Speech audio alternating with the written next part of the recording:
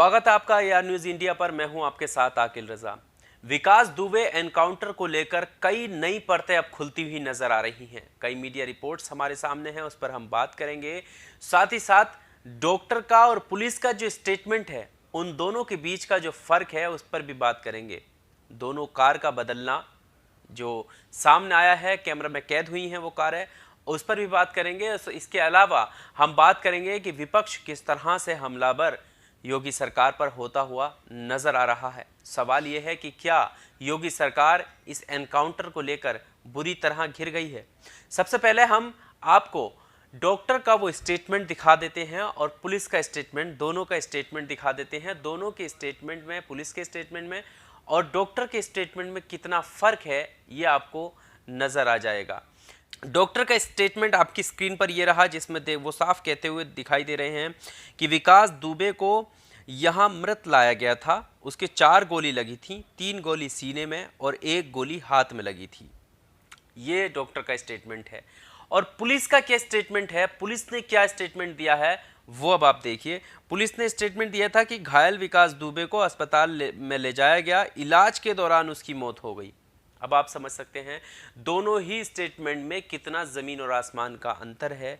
ऐसा अंतर क्यों है? सवाल गोली लगने का भी है, उस पर भी हम बात करेंगे। लेकिन जब एनकाउंटर हुआ था उस वक्त ये कहा जा रहा था कि विकास दुबे को गोली लगी है और उसको इलाज के दौरान मौत हुई है, मतलब अस्पताल लेकर जाया गया। लेकिन अस्पताल जब लेकर जाया गया और डॉक्टर का जो स्टेटमेंट है वो साफ कहता हुआ दिखाई दे रहे हैं कि यहाँ पर विकास दुबे मृत आया था।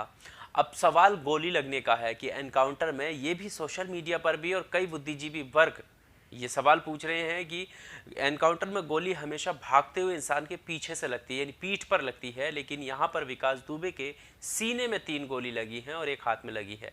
तो ये सवाल पैदा होता है कि ये कैसा एनकाउंटर है। उसके अलावा गाड़ी का पलटना, कि किस साइड से वो गाड़ी पलटी।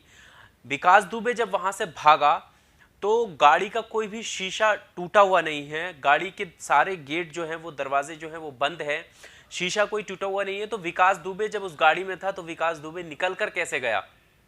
क्या बिना शीशा तोड़े कैसे निकल गया? गेट बिना खुले कैसे निकल गया? और उसी मौके पर जो पत्रकार हैं जिन्होंने वीडियो वहां पर जाकर बनाई है वो दिखाई दे रहे हैं कि गाड़ी, मतलब कुछ ही दूरी पर वो लोग थे और वहां पर पहुंच गए। मुश्किल से कुछ टाइम लगा होगा। तो उस दौरान जब वो पहुंचे तो गाड़ी पलटी हुई पाई गई थी। इसके अलावा जो पहले उन्होंने कैमरे में कैद की थी वो गाड़ी टाटा सफारी, और जो पलटी हुई गाड़ी थी वो TUV 300 थी। ये गंभीर सवाल है, इसका जवाब मिलना भी अभी बाकी है, जो अभी तक नहीं मिल पाया है। अब हम बात करते हैं मीडिया रिपोर्ट्स की, जो आज तक की टीम ने अपनी वेबसाइट पर डाली। आज तक की टीम लगातार उज्जैन से लेके कानपुर तक STF की टीम पुलिस का पीछा करती रही है, गाड़ी साथ में चलाती रही है। लेकिन उनका ये दावा है कि STF की टीम ने उनसे जो है उन्हें रोका और कई जगह पर धक्का मुक्की हुई है। कई जगह पर पुलिस ने रोककर पूछताछ की है। उन्होंने कहा कि, उन्होंने जब ये सवाल भी किया कि आखिर मीडिया को क्यों रोका जा रहा है, तो उन्होंने कहा कि चेकिंग करना हमारा काम है। और इस तरीके से बहाने, मतलब एक तरीके से ये कह सकते हैं कि देरी करना, ताकि वो उस टीम का, विकास दुबे जिसमें जा रहा था, उस टीम का ये पत्रकार लोग पीछा ना कर सकें, साथ ना चल सकें।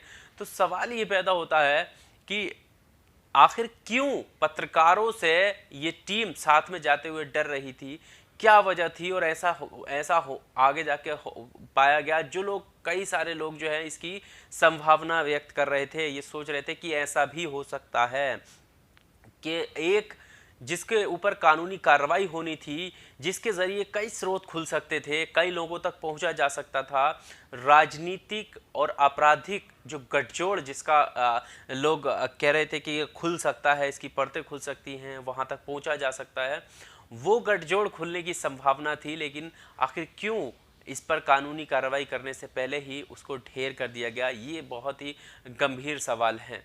इसके अलावा दवायर में छपी रिपोर्ट के मुताबिक ये दावा किया गया है कि पुलिस ने हाईवे पर उस एनकाउंटर से पहले, कुछ ही देर पहले, जो वाहनों की आवाजाही थी वो भी बंद कर दी थी। ये खुलासा आ रहा है, मतलब धीरे धीरे जो इस केस से जुड़ी परतें हैं वो सामने आ रही हैं। अब आप समझ सकते हैं कि ये सारी जो सवाल पैदा हो रहे हैं वो कहाँ से हो रहे हैं। क्यों आखिर वाहनों की आवाजाही रोक दी गई? आखिर क्या खतरा था वाहनों से? आखिर क्यों पत्रकारों की गाड़ियां रोकी गई, उससे क्या खतरा था? क्यों डॉक्टर्स और पुलिस का स्टेटमेंट है वो डिफरेंट है, अलग है? क्यों जो गाड़ी टोल टैक्स से होकर निकलती है वो गाड़ी पलटी हुई दूसरी पाई जाती है? ये जो सवाल हैं, इन सवालों को लेकर जो है लोग चिंतित हैं और पूछ रहे हैं, और इन्हीं सवालों को लेकर कहीं ना कहीं योगी सरकार और यूपी पुलिस सवालों के घेरे में है। इन सवालों को लेकर आपको क्या लगता है? कमेंट बॉक्स में आप अपनी राय ज़रूर दीजिए। वीडियो अगर अच्छा लगा हो तो वीडियो को लाइक कीजिए और चैनल को सब्सक्राइब करना ना भूलें। बहुत शुक्रिया।